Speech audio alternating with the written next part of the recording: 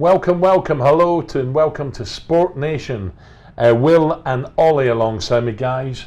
Welcome. Right, we're going to kick off with Bournemouth against City. City, a draw against Everton. Everton maybe against run of play, 1-0 up. City then struggled a wee bit, had chances early on, didn't punish Everton. And then it took Sterling to come off the bench to get them back in at 1-1. Sterling himself has come out and said, we've got to start punishing, we've got to start killing teams off. And I agree, if City are going to push United or Chelsea or whoever at the top, that's what they've got to do. Yeah, well, they're one of the two teams that we have all said that is going to be challenging this season. But so far, when you compare them to the likes of Man U, they haven't looked really convincing yet. And like you said about possession, against Brighton they had 78% possession. Everton 65% possession, but they haven't properly battered them. Yeah. So this is a chance against Bournemouth, who have lost 2 opening games, to put their stamp on it and say, look, we are actually contenders here. Ollie, my worry is I think Bournemouth are going to struggle this year. I like Eddie, but I just feel this year, if their home form's not good enough, I can see them being in a dogfight from Easter onwards. This is a big game for them. They may raise it for City, but City are class, and they're going to hit someone for 4 or 5 soon. Yeah, I mean, Bournemouth are a bit of a worry. That at the beginning of the season, we all said that we felt they've made some good signings, and we're really optimistic about their season. But just so far, it hasn't really worked for them. I don't know what it is. If it's the new signings haven't gelled, whether there's, I don't know what it is. But I like Bournemouth. I want them to do well, but I think City are just going to be too much for them, aren't they? Aguero scored in his last 7 away Premier games. You look at Bournemouth's record against City, not good at all. It could change. It's only 3 games in, but I fancy a 2 or 3-0 City here. I really do. Yeah. Interesting. Sterling has scored 5 Premier League goals against Bournemouth, more than he has any other club. He scored against Everton, obviously. So if he does start, I reckon. Do you think Pep looks at these stats? Is there someone there at City looks at them and says, because Raheem's came off the bench, he's not a good finisher, we know that, but he took his chance well. Yeah, he did take it well. Missed a couple before that, but he took his goal well. I just wonder, he might say, okay, we'll start Raheem. Here comes in from the start, starting 11 maybe. Yeah, I think either Raheem or my shout would be Aguero. I agree with you. I think City are going to win this. I think Aguero will score. That would be my prediction. But I think, like you said, it could be 3 or 4-0 this one. Yeah. I'm surprised Jesus hasn't started finding the back of the net yet. He was looking so promising at the end of last season before he got starting injured. to come a bit deeper now, I feel. Yeah. He's a type of player that he's a bit like, obviously not like Rooney, but when Rooney didn't get the ball, he'd come looking for it and get frustrated. I think Jesus is a bit like that. When he's not getting it, he'll come short. Say, come on, get me involved. Yeah, I reckon City will easily win that. Okay, I'm going 2 or 3. Palace against Swansea. Palace got a victory against Ipswich in the Carabao Cup. Is it Carabao, what they call it? Yeah. Carabao, strange name, isn't it? 2-1, but there was loads of wholesale changes. I thought Palace played okay at Anfield, and if Benteke takes his chance, they go 1 up. So this is an interesting one. Maybe he's got draw all over it, but Palace's record against Swansea is not good. So this is a chance. So I'm going to go score draw, but the stats tell me Swansea could win this. Well, Swansea haven't had a single shot on target so far over the first 2 games. So it's not looking good in terms of their attacking threat. I like, similar to you, I think this will probably be a bit of a dud. I reckon a draw as well. Score draw? Or? I think this could be quite a good game to watch for the neutral. I think, but there's a lot at stake for both teams. Neither of them have got a win yet. Swansea haven't even got a shot on target. So I think, and apparently there's been 12 goals scored in the last 2 games between these 2 sides last season. So there could be goals. I don't know which way it will go. I think if I had to put money on it, I would say Palace. Would you? I would say probably Palace, both teams to score. Okay, not an easy one, and nor is this one. Huddersfield Town have started well against Southampton. Now, we still don't know what's going to happen with Van Dijk. That just seems to have gone so quiet. Huddersfield have started well, haven't they? Yeah. Lately it's beaten Newcastle. But Saints, surely, if Southampton are going to even think about finishing halfway, this is a game where they must pick up something. They must. It's another hard one because Huddersfield have started so well. It's almost like beyond their wildest dreams that they've had this start. It's going to come to an end at some point, and this looks like the game it's going to be. But Southampton just haven't looked great either. I mean, they haven't. What was it? They failed to score in 7 of their last 10 games, but then last week they've scored 3. Yeah. So they're just so up and down.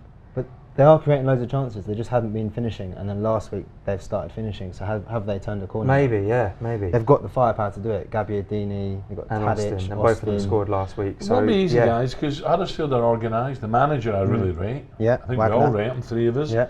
Whereas Southampton, they've got to be saying, boys, like, come on. Yeah. Come on. Yeah, End of the season, everyone tips Huddersfield to be fighting relegation. So if we're going to win away games, this has got to be one we target. I'm going to go Southampton to beat them against the form. I'm going to go an away win here. I'm going to go Southampton, both teams to score. I'm going to go Southampton to win, Gabbiadini to score. Yeah.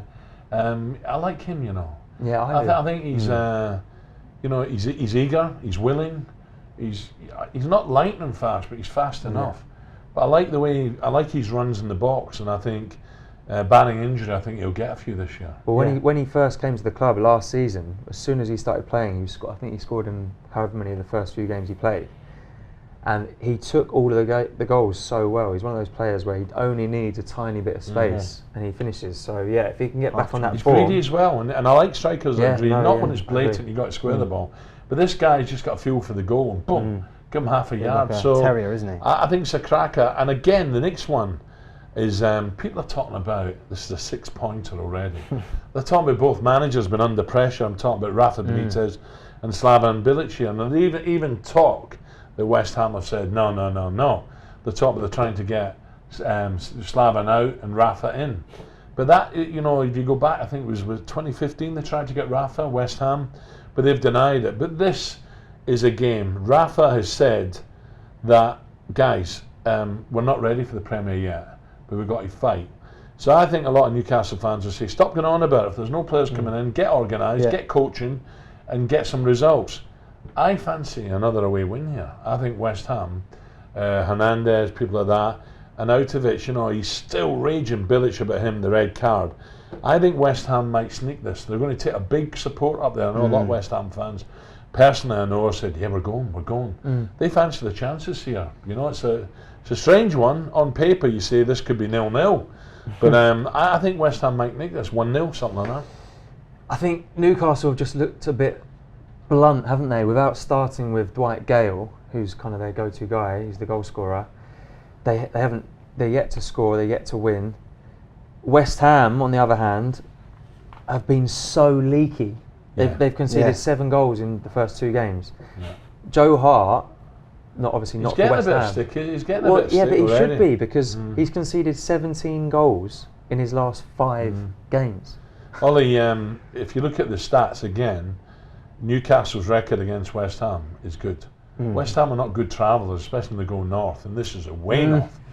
But I've just got a feeling they're going to do it for Slaven in this game. Yeah, I think Hernandez has suddenly got his tail up now. He's scored 2 last week. Second goal was a good finish, wasn't it? Great finish. He scored 3 goals in his last 4 Premier League appearances against Newcastle, so when he was at United as well. So he likes scoring against Newcastle. His tail's up. I feel like he's got his mojo back. I think West Ham probably will edge it, but my bet would be Hernandez anytime. Winston Reid in the warm-up signs a new 6-year contract. I shouldn't laugh. Signs a new 6-year deal, and then in the warm-up does his calf. So it won't be that bad. He's not going to miss 3 months. So I think it's a big miss, though. I really do. And then, of course, there's the Andy Carroll saga. Yeah. Is Carroll going to stay at West Ham, or will Newcastle take a chance? Even though his record for injuries is woeful. It'd be a good signing for Newcastle if they did bring him back. He's a bit of a legend up there, isn't he? So he stays fit, though. Yeah, if he does stay fit. But Andy Carroll's another one. I think he's a good player when he is fit. He does score. Oh, he's a handful. Yeah, no doubt. My shout for this game would be, I've got draw half time, West Ham full time. Yeah, so it could be a 1-1, 2-1. Yeah. Yeah, or 0-0, 1-0. I think West Ham can nick it. I do. I honestly believe Newcastle lack class. But again, this is a game where West Ham are going to have to fight. They're going to have to roll their sleeves up and say, come on, this is a team newly promoted. They're in disarray.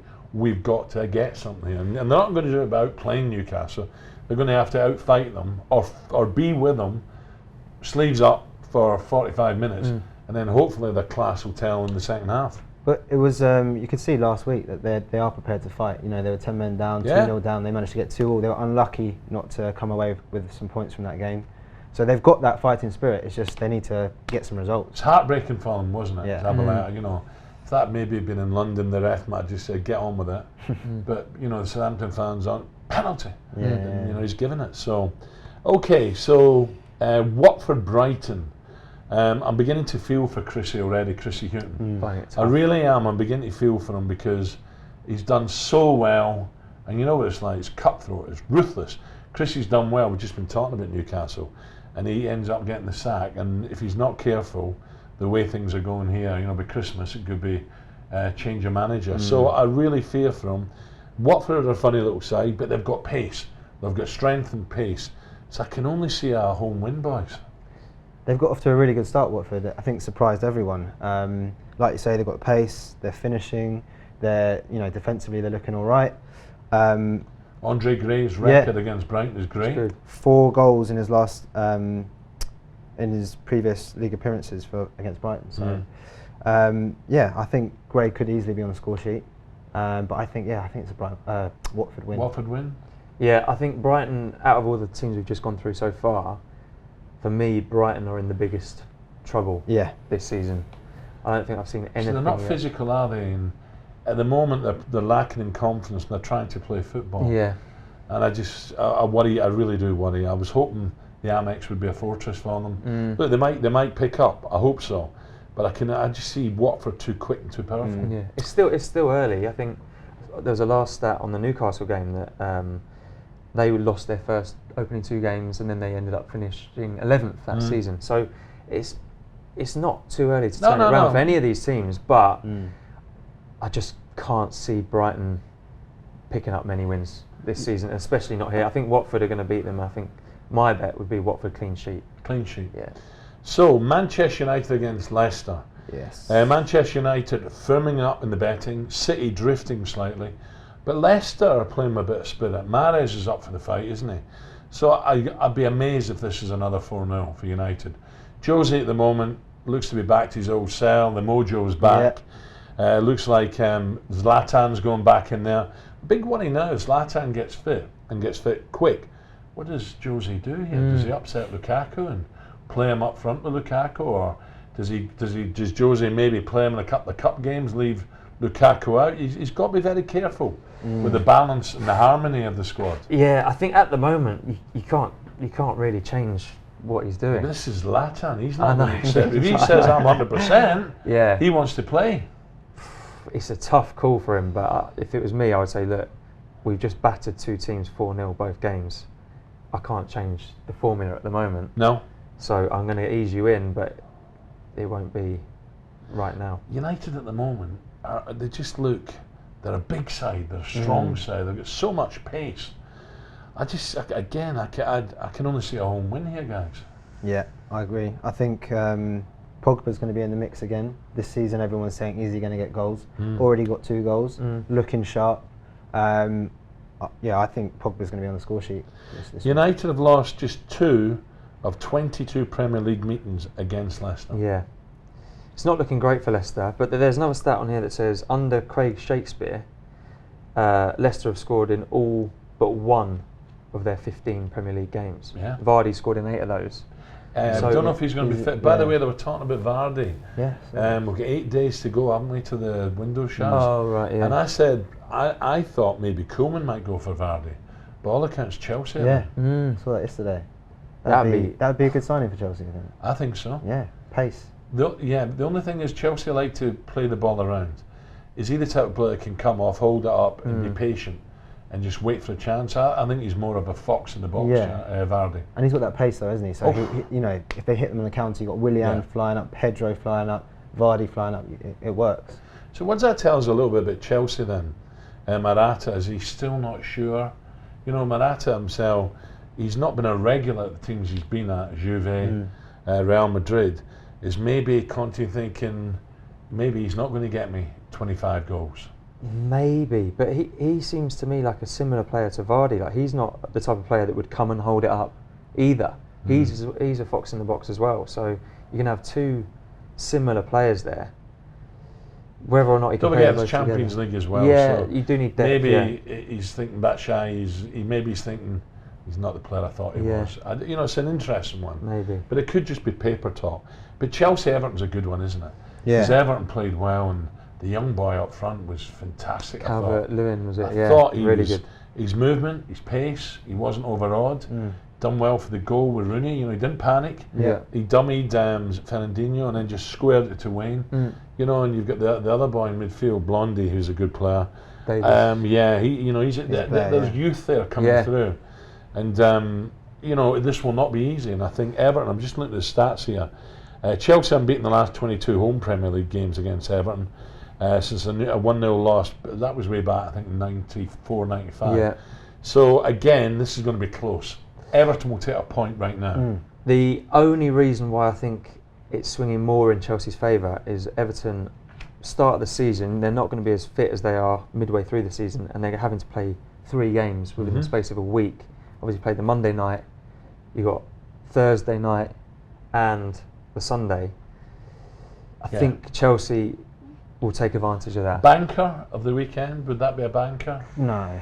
But no stretch is that a banker. No, I think Will makes a good banker, point. You know, they've got Ajax, haven't they, Thursday night? But I don't know, Chelsea are still, yes, they played well against Spurs, but if you look at their first game, you'd say it's definitely not a banker. Yeah, I think this is more of a banker than a few of the other games we've just gone through. Well, they're hard, they're tough this weekend. They are tough. And you look, you know, here's another one for you, West Bromwich Albion against Stoke. So West Brom got that good win up at Burnley. Again, West Brom are a big side, set pieces, Tony Pulis, no messing about. So they will definitely counter Stoke's aggression. There's no doubt about it. But Stoke's tails must be up after that victory over the Arsenal. Yeah, I think it's going to be a very tight game. West Brom, like you said, make a really good start. Pulis has won 4 times against Stoke since he left. So yeah, I think this could easily be a draw. A bit of a cancel each other out. And he won't mind a draw, Pulis. No. You know, it's another point to safety. If you look at West Brom every year, once they're safe, they just begin to taper off a wee bit. Yeah. One interesting stat is since Pulis took charge back in January 2015, they've won the most matches 1-0 out of any other team. And we were saying it last season. They just win every game 1-0. I think they won 15 games 1-0 last season. So I'm going to go 1-0. Yeah. 1-0 West Brom. I'm going to go draw.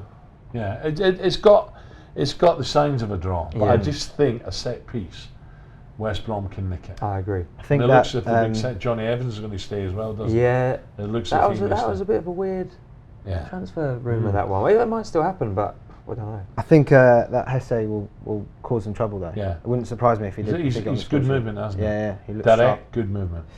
I'm going to go take a chance with the Baggies 1-0. Right, Spurs against Burnley.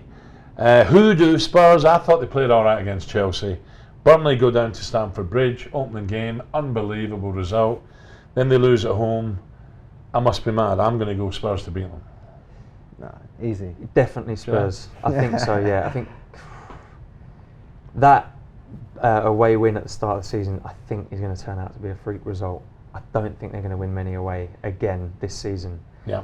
They might prove us completely wrong now, this weekend, but I think Tottenham are too good. But Burnley didn't even get a shot on target against West Brom. Good possession. So, but good possession, but you're right. You know, especially at home. You know that Burnley at home. That's the fortress. You know that keeps them in the division. And if that starts faltering, like what you said there, you know, to beat Chelsea opening day, you know, that might be their only away win all season in the Premier League. Equaling last year. I mean, if Tottenham can turn it around, then this is actually a big game for them, because this whole Wembley curse thing, they've lost. They've got 2 7 home out of games 10. coming up, haven't they? They've got Burnley home, and they've got another home game they should win as well. It might be Swansea or something, but I know there's 2 home games on paper.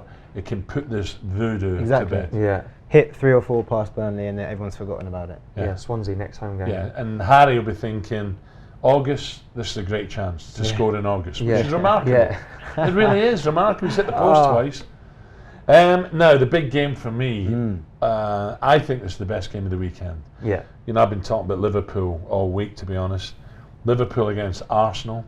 Coutinho saga drags on. Barca have come in again for him. Whereas Arsenal will be smarting after that defeat.